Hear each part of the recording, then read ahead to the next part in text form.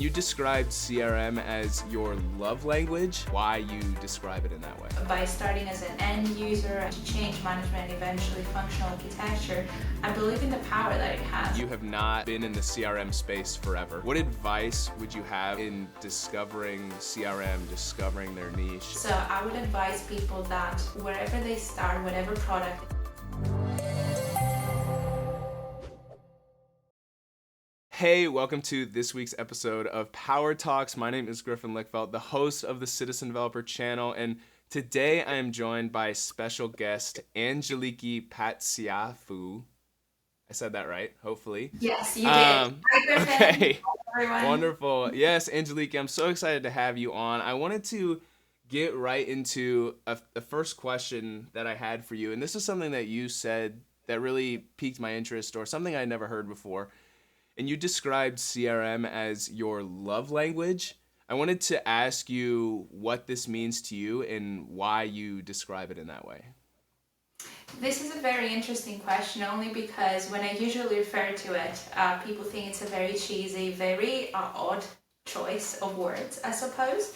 But at the same time, it's a very good station of my journey into CRM, as well as what I believe in as a person.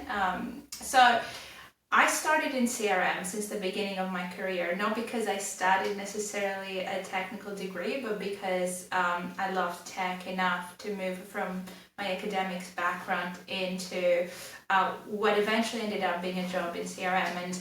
And through various roles in it, by starting as an end user and then going into change management and eventually functional architecture, I believe in the power that it has. I believe in the power that it has in really making or breaking user experiences and having real human impact and reinventing the workforce. And I'm really passionate about that, especially the human impact. So I call it my love language because I believe in the power that it has on people and for people.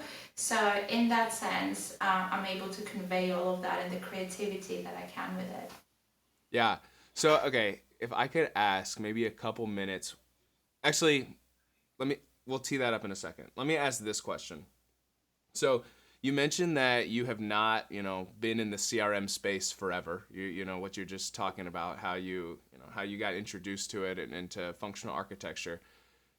What advice would you kind of have for newcomers, or Angeliki back in that season when you were going through that time? Like, what advice would you have for newcomers in discovering CRM, discovering their niche, and how you discovered CRM?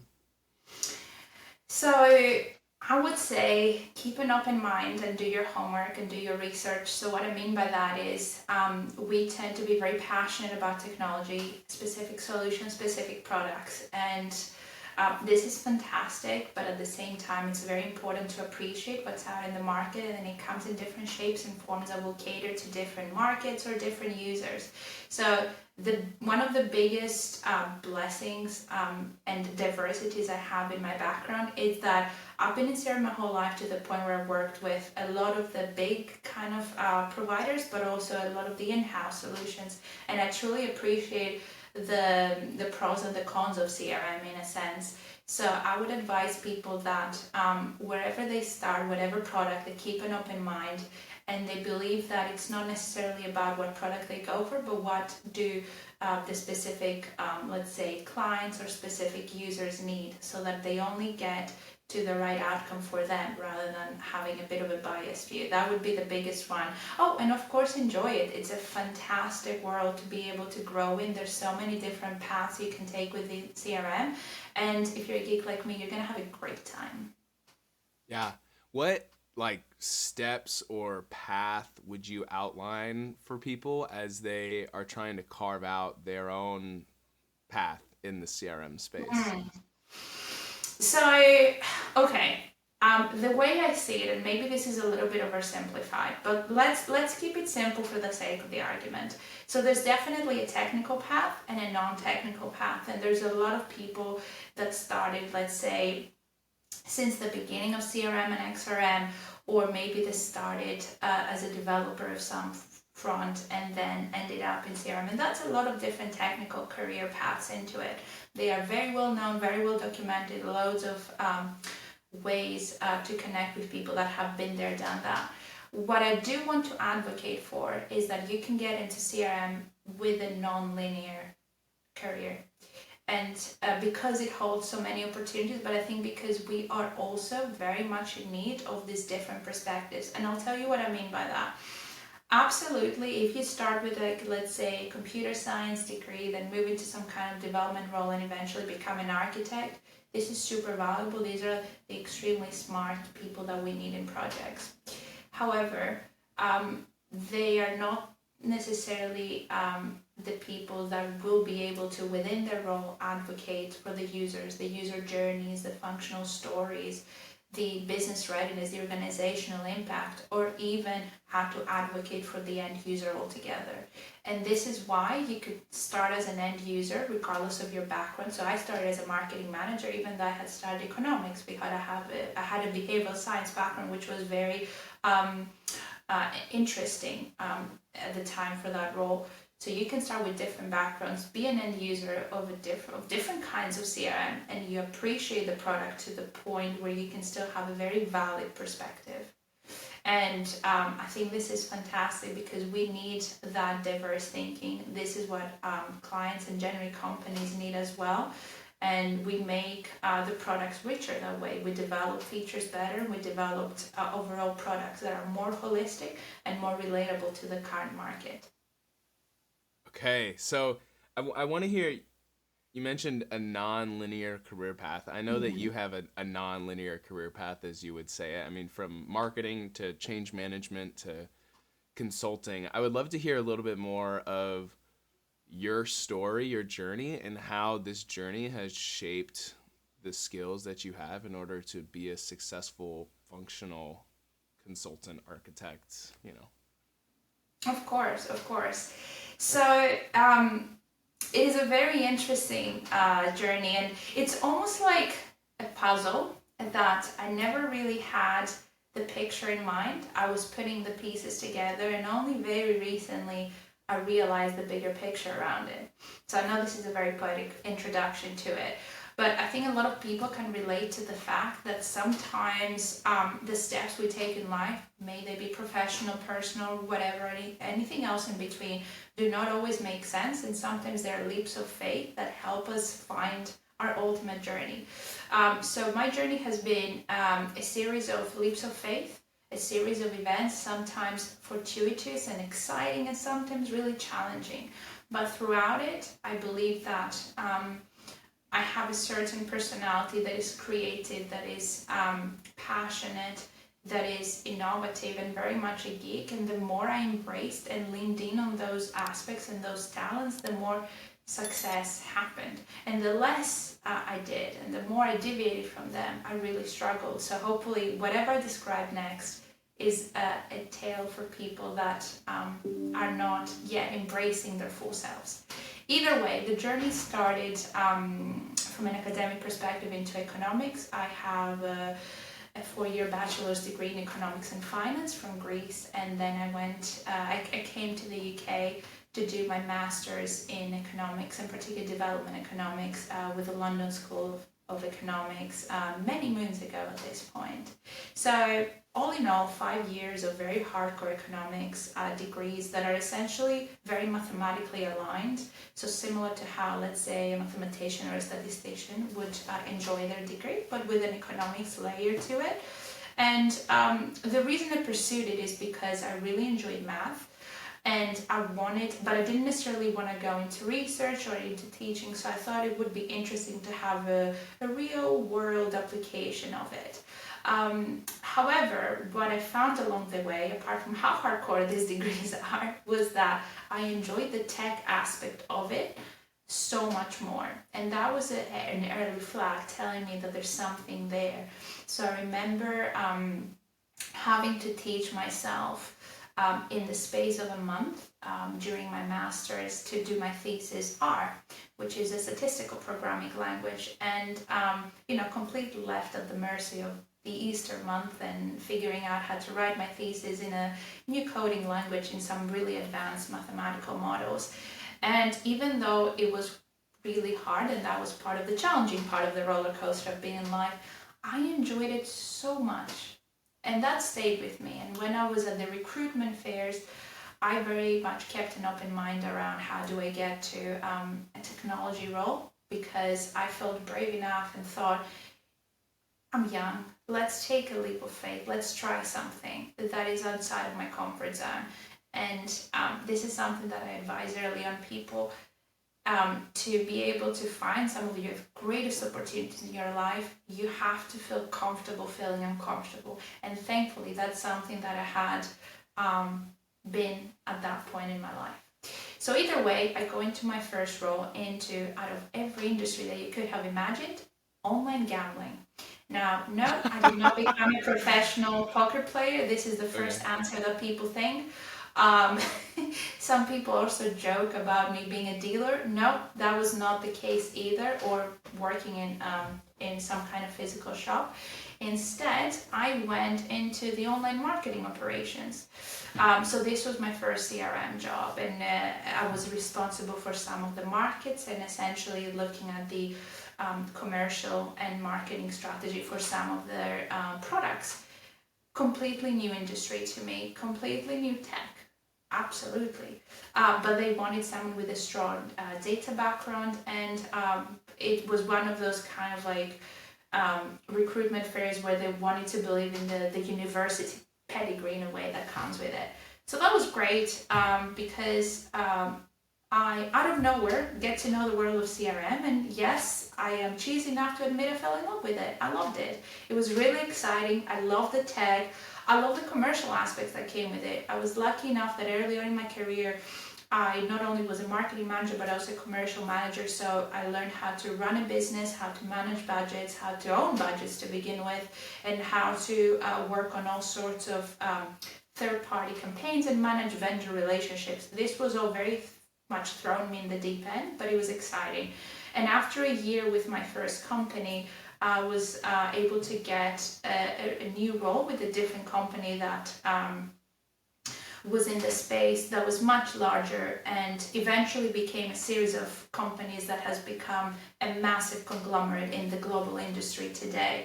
And I saw it early on grow, because I remember joining, and within 2 months there was a massive merger with another competitor, and I thought, oh gosh, how are we going to survive this one? You know how it goes sometimes, last in, first out. But it went from,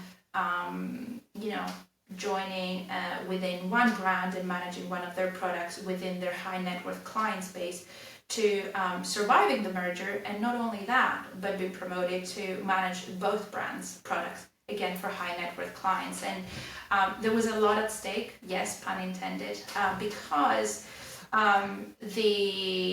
essentially the budgets doubled, the responsibility doubled, but I was able to build my skills on Salesforce. So that was the biggest product that I had handled to date. Tableau skills, so a lot of data knowledge there, and a lot of real-time marketing. So we are talking 10 years back, right?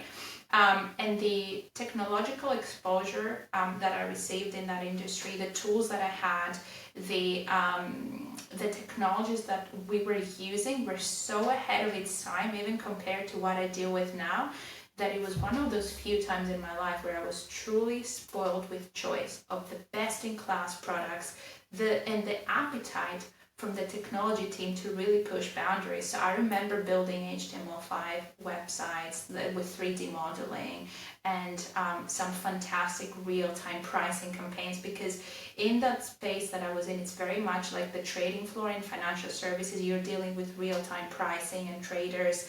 So the campaigns that we were building was so ahead of its time that to this day I get excited thinking about it. So either way, I did this for a few years, but in true finance sense, I moved into eventually finance, and I went and worked for one of the biggest banks worldwide, again within the marketing space, because I thought it would be interesting to bring this to essentially a full circle. Started economics, did CRM, now I'm going to do CRM for a bank. And again, it was exciting because I was now going to be using different tools, again within the marketing management space, but it was a lot more product marketing, because it was for specific products within the bank in specific regions. And this was the first time that we were not just talking about really big kind of products. So that's when I learned to work with Adobe Marketing. And to this day, it's one of my favorite suites because of how end-to-end they are.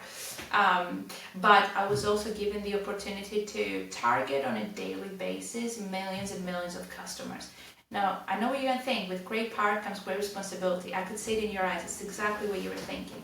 And this is true because I was in an extremely regulated market, and I got to build skills in compliance, in, of course, regulated markets of many sorts, but also in having that global footprint. And that really excited me, the potential for more impact, to learn more, to be able to influence more, and ultimately to have opportunities within different parts of how a business operates, a banking business operates from the inside.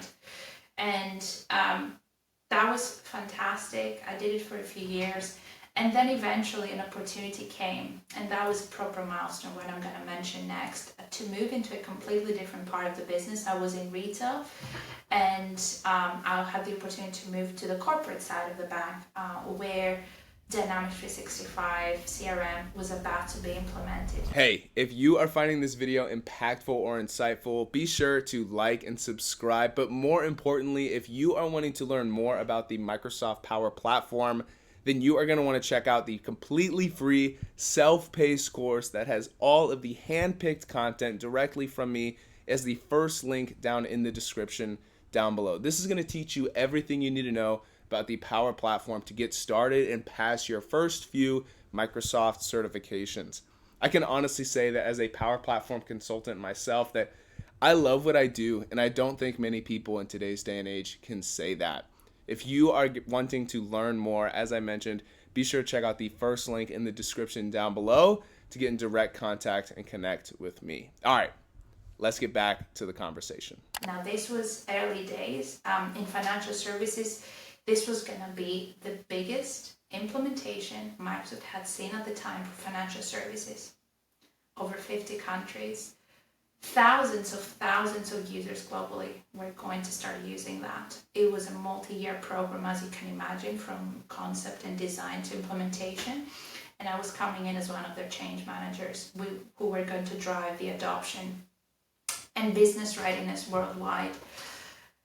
Now, that was a completely new space in theory in terms of change management, but in practice they wanted someone who had a solid CRM background. It was someone who had a very good grasp of data, of analytics, communications and training, which of course I had done plenty of as part of my marketing time.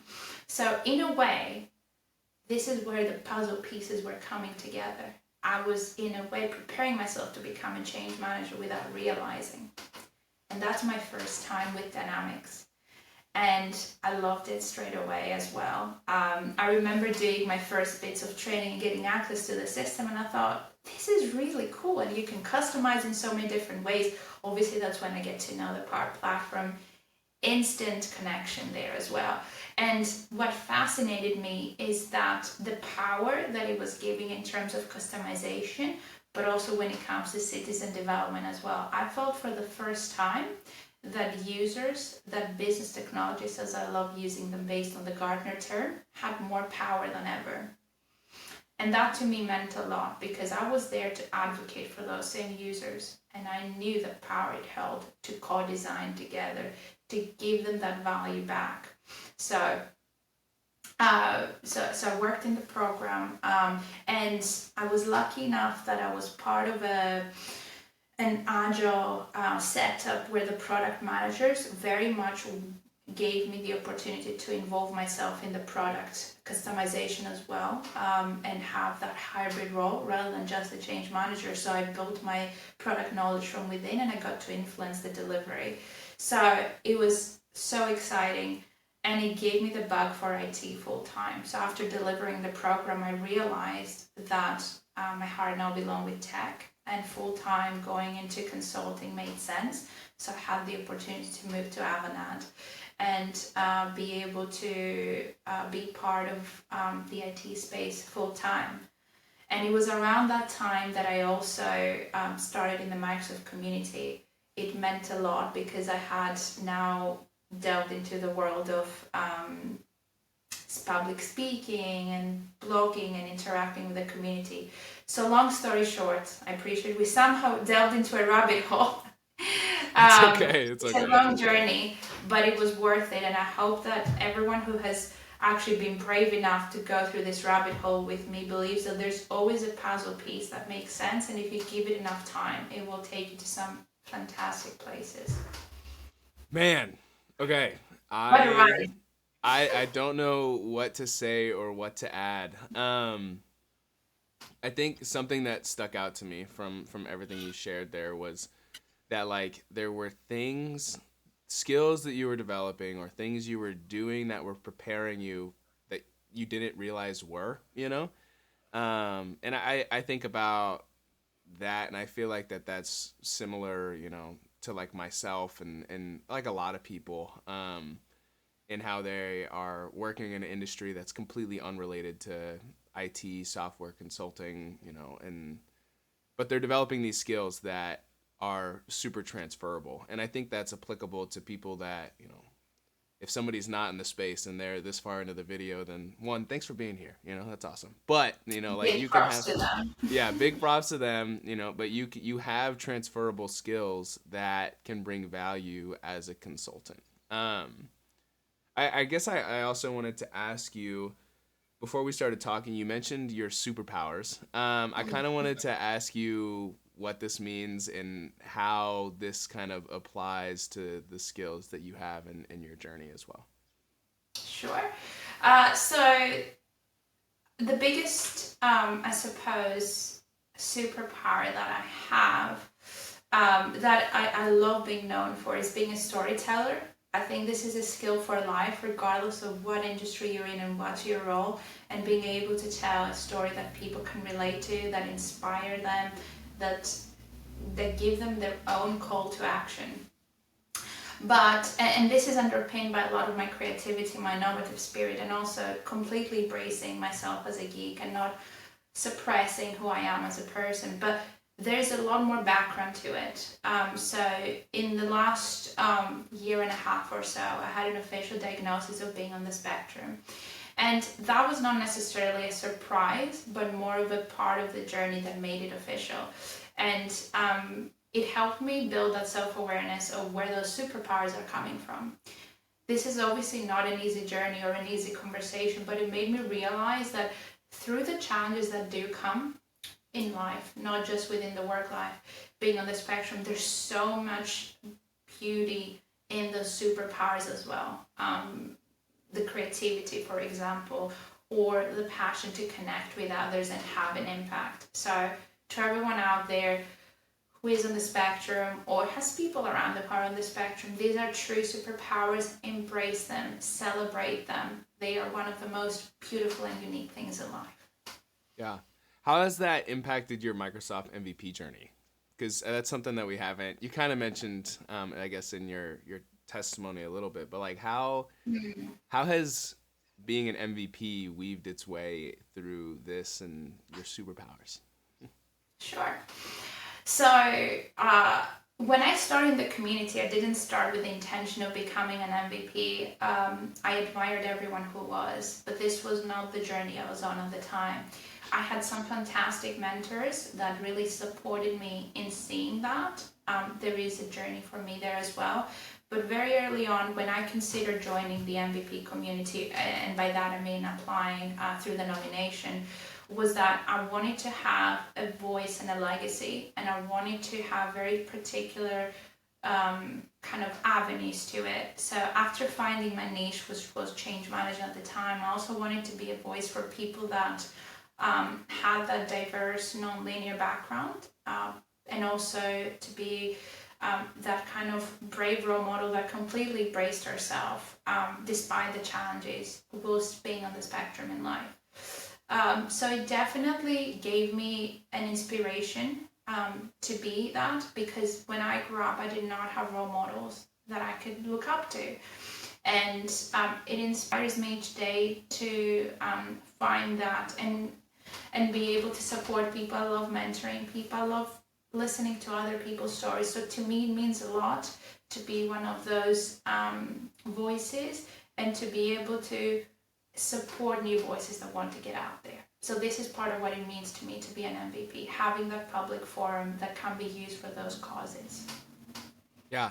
You've also, in getting to know you, you've spoken about leaving a legacy as well, Mm-hmm. or a legacy of impact, rather, um, especially for marginalized communities. And I think that's super Mm-hmm. admirable. But I guess I wanted to ask you, what are projects might not be the right word, but like what are the things you're doing or the goals that you have and that you're focusing on Mm-hmm. building this impact?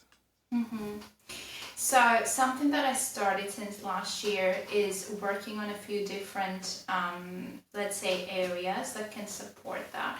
So one of them is with the National Museum of Computing here in the UK, which people know as Bletchley Park. They have a fantastic program for marginalized schools within the high school, let's say, slash secondary school space, depending on what term you use. So essentially, they bring out industry experts that run different kinds of workshops or sessions with young girls that are very close to applying for their final year and selecting their courses, to show them how to follow a career in STEM, to inspire them, and to help them build that confidence that they have not necessarily had the opportunities to do so. And that to me is a very special cause, because again, it comes back to having the role models that I did not have very early, and I would love to be providing that to those young girls. It's actually quite touching to interact with them. In a way, giving those early incentives, not incentives, but like opportunity to someone to dream of something different is very heartwarming. That's one of the causes. Another one is that I was able to take part in an initiative from the UN called UN Women UK, and it's essentially a virtual delegation of women all around the world, and we come together. We participate in some of the official UN kind of virtual conversations around very big social matters. We bring a lot of diversity in our kind of thinking and our impact and from our industries. And this was very touching as well. Really big topics such as safety in digital and physical spaces, or how do we promote different kinds of social matters safely at work. It felt great to be part of something bigger and to connect with ladies from all over the world. It's causes like this that made me realize that having a public platform has to be used for the right reasons and has to be used to have the legacy impact. Sure. You kind of were touching on this there, and this isn't something that I feel like I've talked much about on the show, but like how are you like impacting the next generation, or like how do you envision people reaching the next generation with, consulting, CRM consulting? I mean, we're introducing AI consulting, like all of these things, we're not going to be here forever. How do you, and I guess I represent the young professionals here, on the show myself, and with most of my guests I'm younger than. Um how do you see impacting, envisioning, let me rephrase my question. How do you envision inspiring the next generation Mm-hmm. into this space? I think there's a lot of ways for us to do this. The traditional kind of like thinking would be, for example, how do we inspire literally the younger generation? Maybe let's say from the early years all the way to higher levels of schooling. And there's a lot we can do there. There's specific organizations that focus on initiatives. There's ways we can influence the educational curriculum, or there's ways we can volunteer. I believe volunteering does a great deal. But I would also advocate for considering what next generation means, because, for example, getting people into tech that are from other industries but can also develop themselves further, they are also a version of a new generation. So bringing non-tech people and, let's say, going through the citizen development journey, I think this is a more untapped area than just considering people that are physically younger. And we should aspire to make this an even more inclusive set where we bring all these different specialties together. Yeah, that's awesome. I guess I would you be able to share an example of an impactful conversation that maybe you had with you mentioned that you like to spend time and impact younger women in STEM and encouraging them. Do you have like a good story that you wouldn't mind sharing? That's on Yeah, the of spot. course. Of course, of course. So I'll share two very quick ones. One from when I had this one of those days with those young girls, and I saw the surprise in their face.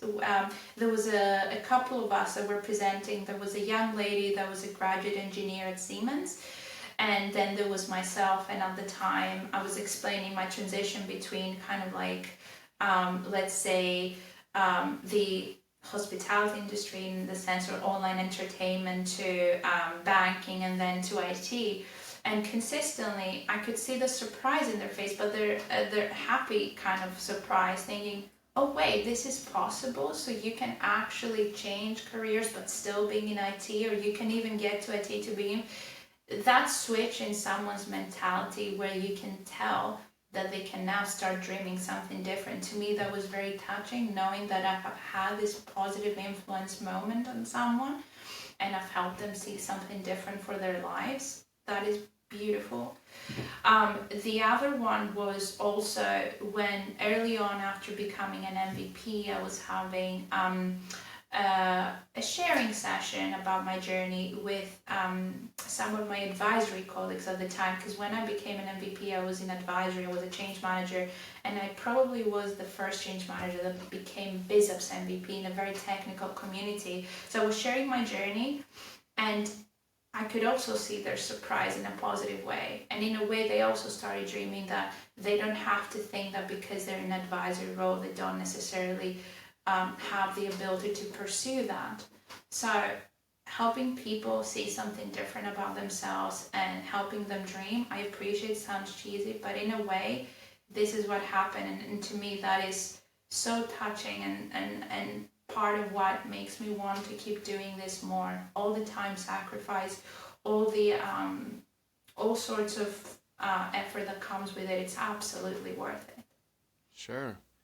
That's awesome. That's super like heartwarming, heartfelt. I wanted to transition the conversation a little bit. There's one last topic I wanted to discuss with you before we're out of time here. I mean, kind of more of a getting into some of the architectural consulting things that you like to do.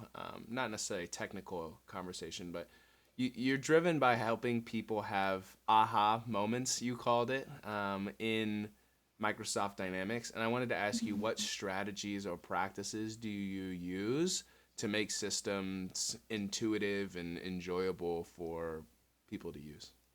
Mm-hmm. So I make sure that I leverage a lot of my advisory time skills to help people envision where they want to get, rather than saying, this is your product, this is what you're going to get, let's retrofit it into your needs. I start the other way around. I love doing some design thinking exercises. I'm a big fan of Mural and building those kind of workshops to help people think of where they want to get to, define the journeys, and then the aha moments come from when I bring POCs to life. So they have an idea of where they want to improve their processes or the outcomes they want to achieve. And when they see the customization and the simplicity and the elegance that comes from it in how the processes are now automated, I see the switch. I see it visibly, I see it in their way of buying into the implementation, and I see the way in which they want to engage their users because they're excited about what's to come. Sure. What what are some of your favorite customizations or things that you're excited for, or features within Microsoft Dynamics, the Power Platform, that you believe will really and truly continue to change the experience for people that use it? So in the last year, I've been a big convert of Power Pages, and I really enjoy bringing CRM apps to life for end users, external users, that is, by creating websites. And it's a fantastic juxtaposition between how a back-end user would use CRM versus an external user, but also how you can create similar experiences through different pieces of tech. So I find this very exciting because I'm a big fan of how to advocate for every out-of-the-box feature rather than going for what is sometimes full-blown JavaScript, and then it doesn't even make sense to use Power Pages instead of just doing it the full-stack way. So that excites me. This is part of my favorite customizations, to bring it through life. But I also enjoy, from a dynamics perspective, how you can bring a lot of different hidden, as I like to call them, features to life that create these sleek experiences. So for example, custom pages or canvas apps that in the front end still maintain the Dynamics 365 kind of model-driven app style that we know and love.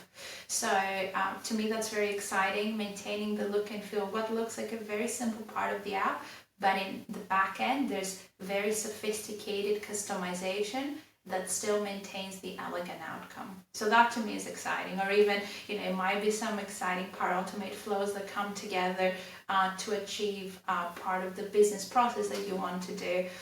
So all sorts of things that can very much give that sleek outcome. Big fan. Sure. I've had a few Power Page fanatics on the show, and that is like, I feel like what I'm least confident is in, as far as the Power Platform goes, so is Power Pages. So I'm feeling out of my league a little bit on being able to ask you Power Pages questions, and your tips. But no, I think that's awesome. I've shared this before, and it's not I didn't come up with this, but the idea of like an invisible CRM. I know at where I work, we try to embody this, especially, I mean, a lot of what I work with is, sales implementations and customer service implementations. And salespeople hate CRM because they don't feel like it See, helps them you get sell it. I more, love the term invisible CRM. Yeah. I love it. And it's essentially, right, trying to, how do we make the system not feel like a CRM system? How do we, can we bring it onto mobile devices? Can we utilize Exactly. generative AI chat experiences? Can we automate this process? This all is sorts of it. stuff. I love not just invisible CRM, but also invisible AI. I'm a big fan of Copilot. So, for example, Copilot for Sales, because of all the integrated features that are brought through into Microsoft 365 that can really help you maintain that context and that productive speed of work and interaction with clients. So we could go on forever on this topic, but ultimately, the more invisible and sleek we make our tech, the better adoption we have. But it's up to us to know and how and when to use the right features. Yeah, part 2 episode on invisible CRM. So, no, I think that's a good podcast. Yeah. I would agree. Angeliki, thank you. I want to transition us to the after hours, happy hour section of the show, and kind of when I asked you about your hobbies and things you're passionate about, I think you met the character limit on the text box for I'm just messing. Sorry, not sorry. What are some of your hobbies, things you're passionate about outside of work? So the biggest thing that I'm passionate about is music and travel. I'm a very creative soul. I'm a very nomadic soul as well. So when it comes to music, the first thing that you need to know about me is that I listen to Spotify apparently more than what number, I think Spotify said something like more than 97% of people in the UK.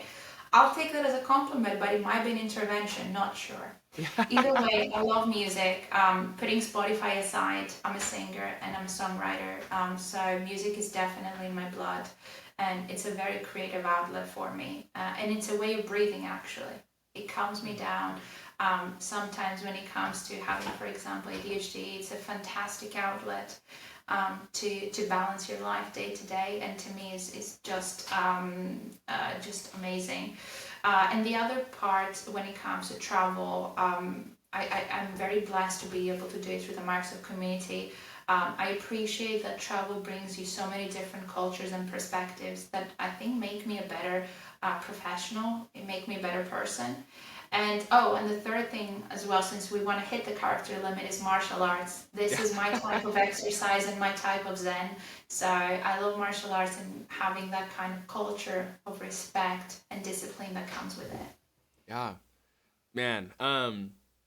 I wanted to ask you as well. You said you're a singer and songwriter and love music. Do you know any instruments? Do you play any instruments? I play a bit of guitar, which is just about enough to be able to write songs, but I wouldn't necessarily be shredding anytime soon. Yeah. I'd love to, but I have really long nails, so it's a bit hard. Sure. It's funny. I couldn't ever say. I mean, maybe a couple months when I was a kid trying to learn piano, but that was about it. But I always say if I were to have played an instrument, I don't know, I might be torn between playing the drums or the electric guitar. The electric guitar has grown on me recently. So I can't blame you. It's a gorgeous instrument. yeah, especially just like when it's with like a band, when you already have a keys and acoustic and everything, and then you add the electric. Oh, it's awesome. Okay, yeah, I could probably talk about that. And you also Invisible said CRM, yes. no. Yeah, right. And martial arts, that's super cool. I love sports. I love health and fitness and just like being a healthy person, being active. And I also admire people that are into mixed martial arts, and I know there's several different ones out there that are different in a lot of ways, but I think that's super interesting. I could see myself like in 10 years really get like when I don't know, just get into a season where I go down the rabbit hole of mixed martial arts. But easy. Yeah, how long have you been practicing, I guess, or been involved with So it? I started just before the pandemic, not knowing there was going to be a pandemic. So I started a few months before that. And then I was lucky enough that we had an instructor that wanted to continue virtually, and it gave me an opportunity to build my own little gym. So I have, the standing punching bag and all sorts of equipment to keep things fun. Yeah, that's one last thing on this. That's funny. I mean, because I work fully remote, right? And I have had people. They're like, dude, one day, you get the home gym set up, whatever. And I always say, I'm like, yeah, home gym would be cool, but the only time I leave my house is when I go to the gym. So I think I will not adopt the home gym, at least while I'm working fully remote, because it's just the grocery store and the gym. But no, Angeliki, thank you so much for being here. This has been super awesome, just talking to you, connecting with you, and getting to hear your story and everything. I wanted to ask you, if people were impacted by this conversation and wanted to connect with you, what would be the best way to get in touch with you? They can reach out to me on LinkedIn. That would be fantastic. I love connecting with the community. They're more than welcome to visit my blog, empoweredhumans.net. There's a way to reach out to me there, but ultimately, I think LinkedIn is easier for everyone. So, absolutely. Sure. Yeah, I will have a link to your LinkedIn and your blog down in the description down below. Thank you to you for sticking to the end of the video. My name is Griffin, the host of the Citizen Developer channel, and I'm excited to connect with you in the next one.